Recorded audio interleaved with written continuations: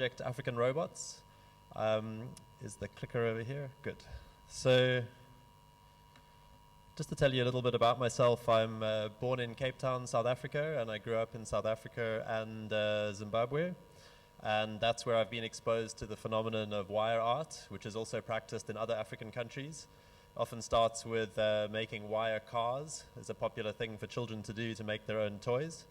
It develops into a form of income and livelihood for informal sector wire artists. So I have an undergraduate degree in fine art in sculpture. I did my master's in interactive electronics and a PhD in an engineering school looking at design for the developing world. And my postdoctoral work is focused on North-South knowledge inequality.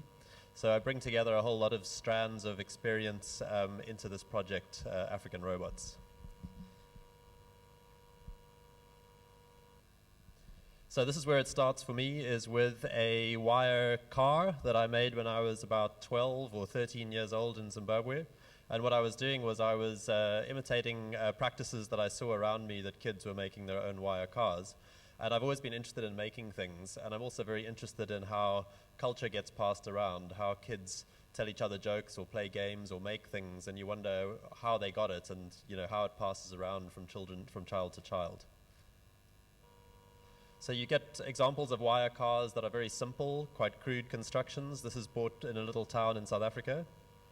And you also get wire art that has really become its own highly skilled art form. So this is an Audi with a sound system in it made by Louis Kaluzi, who's one of the Zimbabwean immigrant wire artists I work with in South Africa.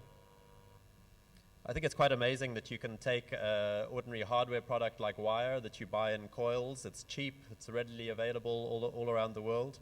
And with the right skill, you can create it into these complex 3D forms. So this is a shark made in Cape Town. Wire artists also often represent the things around them. So great whites are a tourist attraction in Cape Town. And this is a shark made by a wire artist there. You get larger examples, really large examples. So these are artists who make a living in a country with very high unemployment, with their own hand skill, using cheap materials. So their time and their experience and their skill transforms available materials into a source of income. And this is a video that just shows Dube Chipangura, who's selling his wire art in the streets in Cape Town, as you saw in the video that opened. So I was attracted to this because it is a form of public art. It's art that you see in the street. But there's quite an overproduction of wire art in South Africa of a certain kind. So you get lots and lots of beaded animals and plants and so on, and they are great, and you get varying quality, but there's so much of it, and there's a kind of a saturated market for it. And what I wanted to do was I wanted to engage with wire artists because of their skill and their ingenuity, and bring some of my knowledge around electronics to what they do, and I imagined animating the work that they do.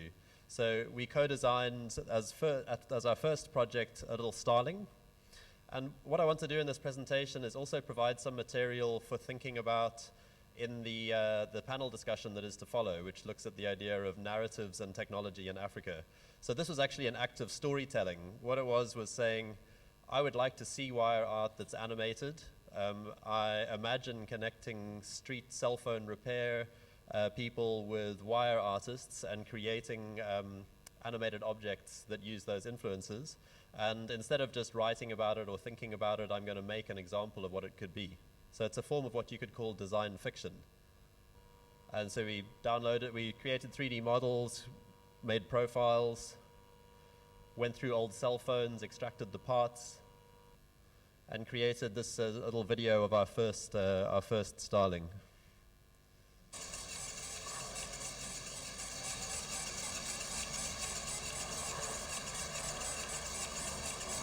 So in the context of this conference, I think you can see that this is very crude. It's a very simple, crude form of life. If you talk about artificial intelligence, it's I wouldn't say it is.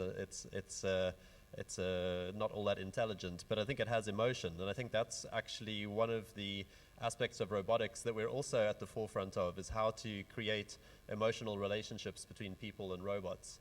And there's something about this creature that is struggling to be alive that we can also relate to. It's you breathe a bit of life into something, and then people are very keen to engage with it and to see that come to life. And the choices we made and how it's constructed reflect the idea that it could be made on the street by someone with very basic tools, not out of a lab or some more complex site.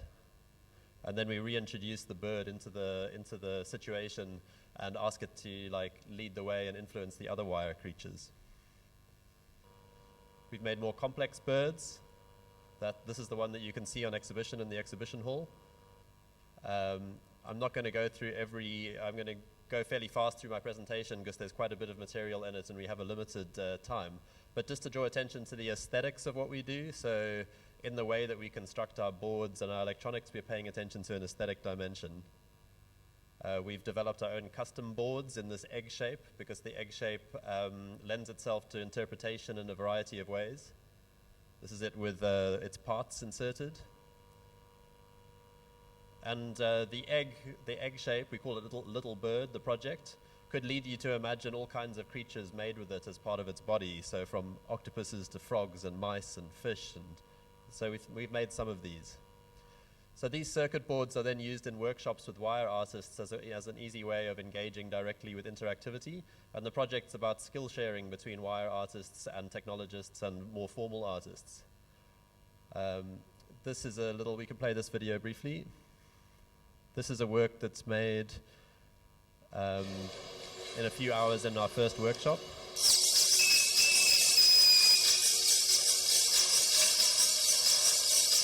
And again, I think something that's significant about this is the way that this creature seems to be struggling to be alive, or struggling to move. And I think we can feel some of that struggle. We can relate to some of that struggle. And then the work gets exhibited in a gallery context and attracts attention to wire art. And one of our intentions with the project is to elevate the status of wire art, to say it's not just a tourist art form, it's a deeply rooted vernacular art form that comes from children and then to adults, and it's something that should be exhibited in galleries and museums as an art form. We also always credit the people correctly who make the work. So this is myself and Louis Calusi, because often craft is regarded as anonymous and it isn't correctly credited to the artist, and we want to challenge that. This is a little crested barbet, one of our later birds. We can play this video briefly. So this is a bird that's also made from waste plastic and erects its little crest on its head. It's made with a little bird, runs on a 9-volt battery. This is a praying mantis made by students at the University of Cape Town in a class that I taught there, themed on this project. A little ant, or a juru, which is a termite. And we can play this video because it shows a little bit more complex interactivity. You'll see how this ant works. So it's operated by its feelers.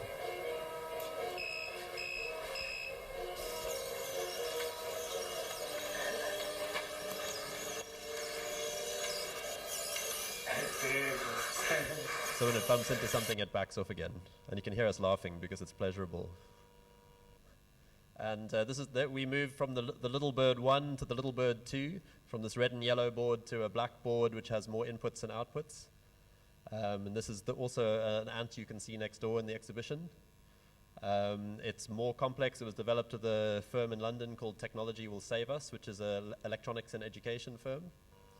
And I took it to Brazil as its first use, and it's called Little Bird 2 Tropicalismo, because in Brazil there's the concept of tropicalismo refers to the way that southern countries take influences from abroad and eat them, digest them, and make them part of their own bodies. So I think growing up in southern sites like South Africa, Tanzania, Brazil, the East, we're used to having culture come to us from the global centers of Europe and America. And what we do is we creatively reorder those influences. So we don't reject them or become completely enslaved to them. We rather take them and we select from them and we remix them and we put them back. So that's why South African house music influences the rest of the world, even though it comes from Detroit house music. Or in Korea, K-pop has gone all over the world, even though it's an Asian version of American pop. So there are many ways in which I think tropicalismo features as a tactic for survival in the South. These are workshops in which artists take apart Chinese toys and reconfigure them. This is a big electronic superstore in Sao Paulo where they sell these Chinese goods that you find all over the world. And what we do is we take them apart and we can play video. We make new things out of these toys. So this was a novelty soccer ball that became a crazy rave frog. And this, we can play this video. This is a little cat on the street in Sao Paulo.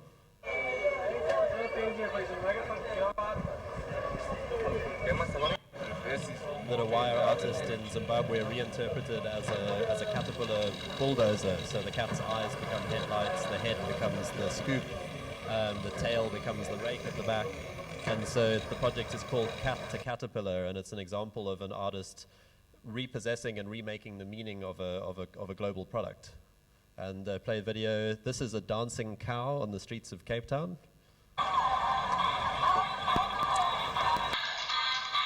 And it's reinterpreted as a mine worker because the Zimbabwean artist who made this said they thought the boots reminded them of gumboot dancing, and they wanted to make a mine worker using these boots.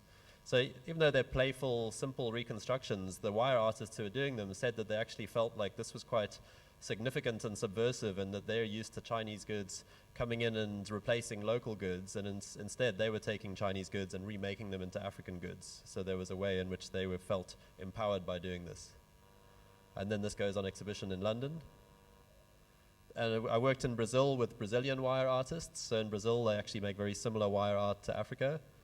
So these are people working on it. We made a range of local creatures.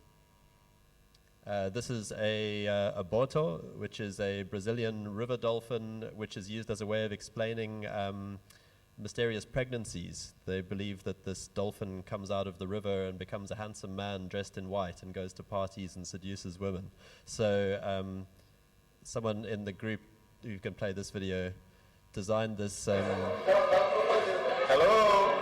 This boto whose heart lights up when you make a sound. I'm the boto. So wherever we go, we look for animals that have local significance and we can tell stories about. So it's a form of storytelling through technology. This is the landscape you see around the world. We saw it today when I was with Ali downtown earlier, is global goods, like speakers and electronic goods, and little repair places that fix them. And the idea with African robots is you put those things together, you observe what people already do, like this CD salesman who's selling his music on a homemade sound system, and you put them to new creative use. This is a Brazilian wire artist who makes spiders. And what we did is we made our own spider together that has a programmable board on it that we can make do different behaviors, and that's also next door. This is a red owl that's also next door. It's programmed to open it, so we can play video here. It's programmed to open its eyes when the lights go off. So this project, a lot of this project is about not just the objects that we make, but about the relationships that happen through the project. So this wire artist sells his work outside the National Gallery in Durban. For this event, he's inside the gallery as the artist with his art on the wall. So there's a way in which informal sector artists move into the gallery, and which technologists, informal sector artists, and formal artists all work together, and we form new relationships. And that's part of what the project intends to do. We have a Star Wars themed part of the project, playing on the idea of the wireframe. Also, artists make characters from movies like Nemo Fish. And so we thought, let's make some characters from the Star Wars movie in wireframe. So it's real life wireframe, like old school digital wireframe. And it's very finely made. And we also started to combine them with fabric. So we produced limited edition screen prints that use the wax print fabric, which is itself a culturally hybrid product from Holland, made popular in Africa, intended for an Indonesian market. And we've made some very large-scale sculptures, like this is a piece that was hanging in the Zeitz Museum of Contemporary Art in Cape Town earlier this year. And it's a 6-meter long, 500-kilogram spaceship with a dub sound system inside it. And it's actually based on those sharks that I showed you earlier that are made of tightly wound wire. That's the approach we use to design this. We could play video here. It has a mechanical sound system inside it.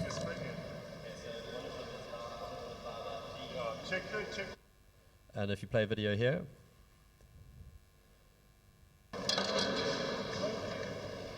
the music is sequenced by the movement of this oil drum with holes drilled in it, and the light falls through the holes, and the pattern of light falling through the holes influences the striking of those hammers inside the object, which goes out through the sound system and is amplified. And the idea of a rotating drum with a pattern of holes or pegs in it actually goes back about 800 years to the work of the Islamic inventor Al-Jazari, who in his book, the Book of Mechanical Inventions, describes this boat of musicians which has a rotating drum. If you change the pegs, you change the tune the musicians play.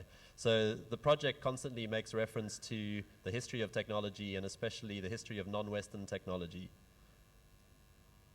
And this is the dub sound system. Moving towards the last project or two that I'm showing you, and also playing on the theme of storytelling. This is some work I did in Korea earlier this year. In June, I had a residency at the Asia Culture Center in Gwangju, and I took the African robots context into Asia. And what I did was I created a work called Anthropophagic Octopus, where I observed this local custom of eating tiny octopus called nakji, and they often are eaten alive. So I would observe them. You can play video. I would observe them swimming in tanks outside restaurants. And, you know, I eat meat, I eat beef and pork and so on, so I can't really be critical of other people eating other animals. But octopus are very intelligent little creatures, and I wanted to, like, dwell on this I guess, custom of eating these little octopuses alive. So I wanted to make a really big octopus that would eat you instead of you eating it. And I called it Anthropophagic Octopus because anthropophagy, again, is a version of the Brazilian concept of tropicalismo, which is to do with, it means cultural cannibalism. And it means that we eat other cultures, and we make them part of our own body. So this is an octopus constructed out of found plastic bottles. While I was still deciding what to do with the project, I collected waste bottles on the street, and then I collected them and made tentacles. I spelt out the character bot in Korean on the head of the octopus. And I worked with a local artist who was a wireframe artist, so I spent a few weeks trying to find someone who worked in the wireframe style, and eventually bumped into someone on the street who happened to do exactly that. So if you wander the streets for long enough, you can find all kinds of things. So we made this piece, and I think this is a video. So it's also a dub octopus. So I don't know how many of you here are into dub music, but dub is the Jamaican music form from the 60s and 70s till now, which introduces echo and delay effects onto reggae and removes the vocals. So you have this very spacious, almost virtual reality form of music. And people write about dub music as being an early form of virtual reality. And I play on it as a symbol. You can play this video. I play on dub music and the echo as a symbol of cultural transmission. Can you play this video?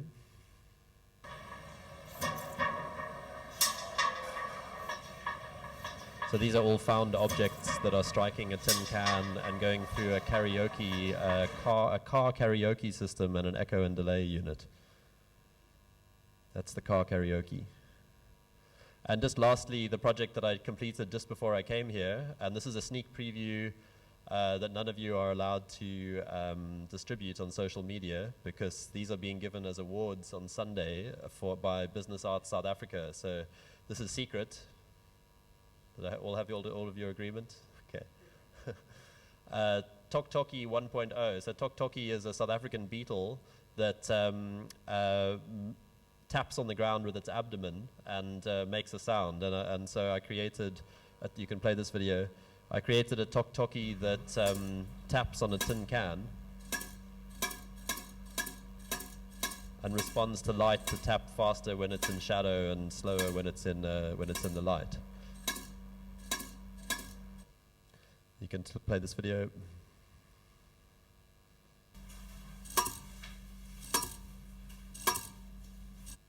and we made 30 of them just before I left. So that's the most we've ever made of one African robot by about 25. So, and yeah, this is my final slide, and it's also a photograph from the workshop we did on Monday at Booney Hub with students from Loyola High School, and Ali on the right. And thanks to Gadi for organizing. And yeah, so I think hopefully this presentation has given you some insight into what African robots is about, and also perhaps to indicate that beyond the technology, because the technology is very simple, it's also about how the technology relates to people and how you can use simple technology and how you can make it accessible and readable and make people feel that they have a relationship to it, and how technology doesn't have to look a certain way. It doesn't have to look like a universal or European or American appearance. It can have an African face. It can have a local face. You can look inside it and see how it works. It doesn't have to be sealed away. So yeah, thanks very much. Thanks to Jumane for reaching out to me and bringing me here. Thank you. Round of applause for Ralph Borland.